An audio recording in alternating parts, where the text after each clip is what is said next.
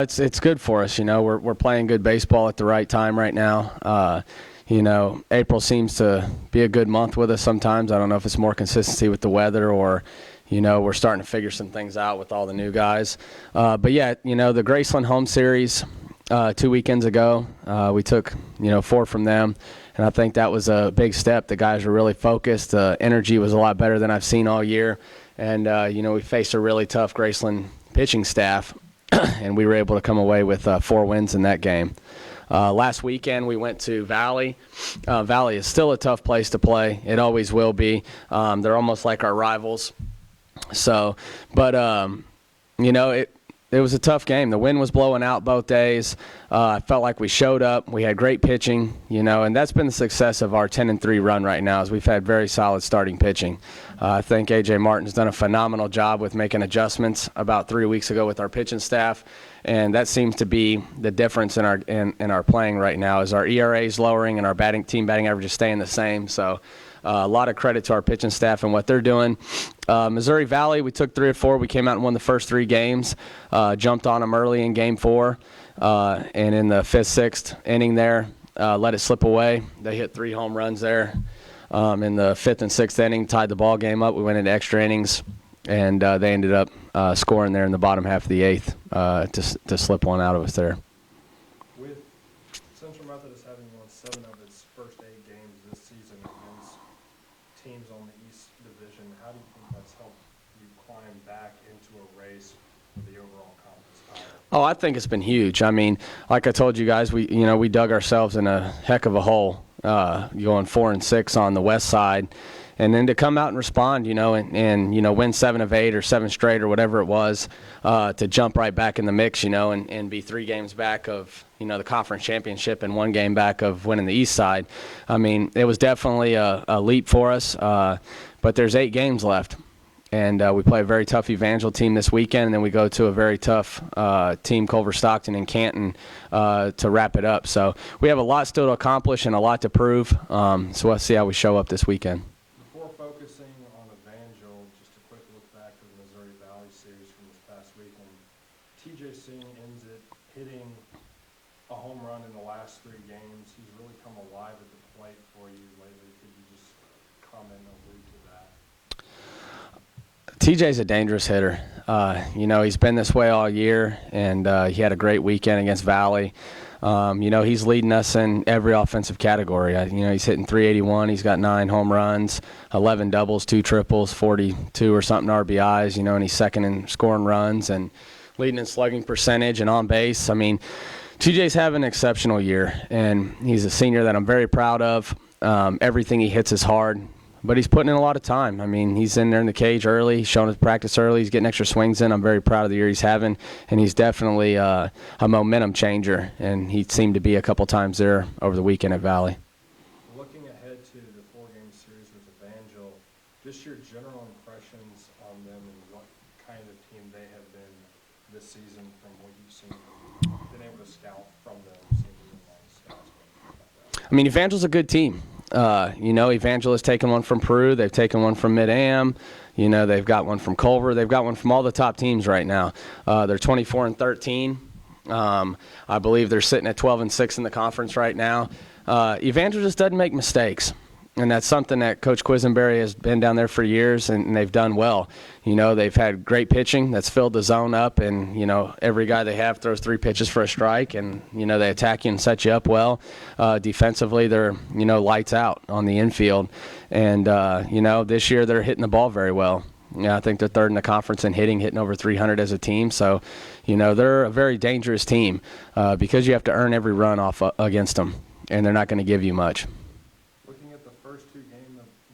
Series on Friday, give Eagle fans a breakdown of what you expect to see out of them and some of the things that fans coming to Essex Field should expect to see from Central Methodist potential starters. I think you're going to see, a top pitcher from Evangel. Gaddis is 10-0 right now with a 2.56 ERA.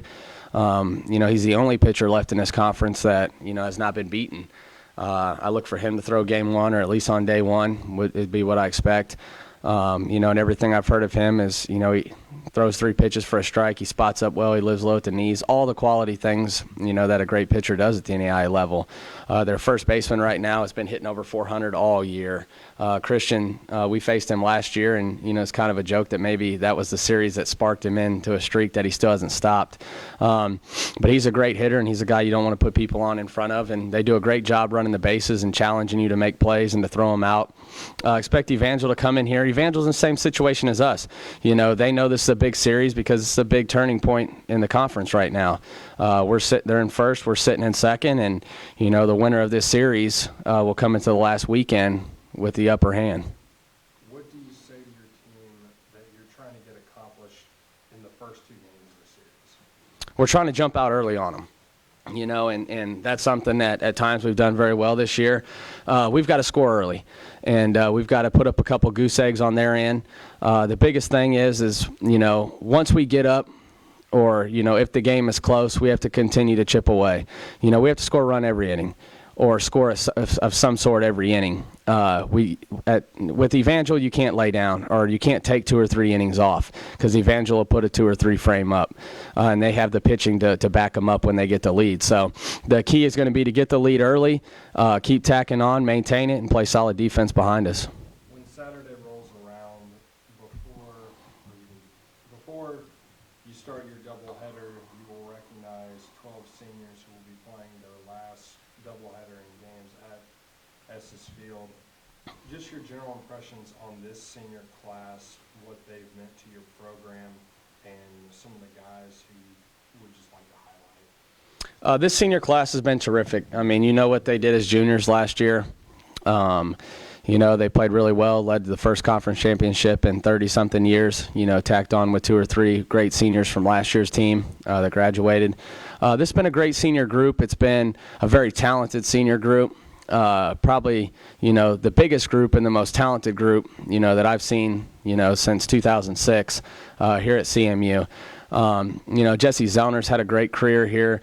Mike Wagner, at the plate, in the field, on the bump, has been one of the better all-around players that's come through here. TJ is just, as you noted earlier, is having a lights-out year. Brian King has contributed 4 straight years here at CMU, and he's been a 4-year guy for us. Rhett Quinlan's going to end a 4-year stint here of playing varsity ball with, some really good numbers, and, probably ranked in the top 5, if not at the top of several of the career pitching numbers. Our outfield, Neil Hansen, Kyle Pointer, those guys have just tracked everything this year. On top of that, Neil has been hitting very well and having what I think have been the best year he's had in 4 years here as well. Tyler Pauly, Hunter, all those guys bringing up the pitching staff. Hunter's been big stepping into a starting role this year, and Paulie's coming in key situations, down the stretch here where a lot of pitching is going to be needed, and we're going to need him to perform. So it's a really good senior group, very talented senior group. You hate to lose a group like this.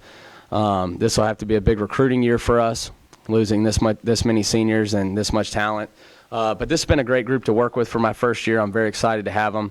They're great kids. I know they're going to move on and be very successful in what they're doing, and I hope a couple will stick around and help out next year. With all the emotions that go through senior day, what do you say to that group and to your team to help keep their emotions in check, knowing that you have such a big 2 games to finish off 4-game series? The biggest thing is we have Alfredo Sufran on our team, and he's just the most cheerful guy and stuff like that, and he's an inspiration to me as a player. He started out at William Carey and transferred here 3 years ago, and when he plays and doesn't play, he's always in a good mood and things like that, man. And the biggest thing that from these guys is to enjoy your time. Enjoy this. Nothing's over yet this year. This season can last as long as these boys want it to last. But the biggest thing is to have fun. I'm an alumni from here. I one time had a senior day, and you need to soak it in and remember the great memories and the things that CMU and Estes Fields provided for you. But at the same time, leave it all out there and empty the tanks. When it's done, it's done. And I believe this group bought into that a couple weeks ago, and I hope we're moving in that direction. As alluded to earlier, noting some of the important things to get done in the first 2 games, what do you think will be some of the keys to victory for either team on to see from their pitching staff, things of that nature? Pitching staff wise, they have four tough guys. In between Gaddis and Garrison and Neal and Stockham, all these guys, I mean, they've got the pitching depth. Saturday's going to come down to momentum. Whatever happened after day one, whether you can bounce back and go to work, or if you can carry the positive momentum over and show up and know that, it's not over. And the mentality we brought into Missouri Valley on the second day wasn't as good as it was day one. And hopefully we've learned from it, move forward, and understand that you have to put 48 hours together. What do you want from this crowd from this weekend, knowing that it's a big series? A lot of people down there in support, the kids enjoy it. It's nice to look up in the stands and see a lot of support on big plays and in big moments and stuff. You have the crowd behind your back, and the weather's going to be nice. It's going to be in the 70s. So we hope to have a good crowd down there, to represent CMU and also to support a great senior class. How important would it be to take 3 or 4 and be tied with Evangel, or even if you're able to pull off a sweep, take a 1-game lead over Evangel heading into the final 4-game series in conference play the regular season? I mean, I think that's the goal. At this point, we know we have to win 4. And if we take 3 or 4, then, we have to get back at it and go to work against Culver. But the goal is to come in the first day and try to take 2, show up the second day and try to take 2, put ourselves in a situation that, we can go into Culver with maybe a cushion or less stress to know what we have to do to put ourselves in a good spot.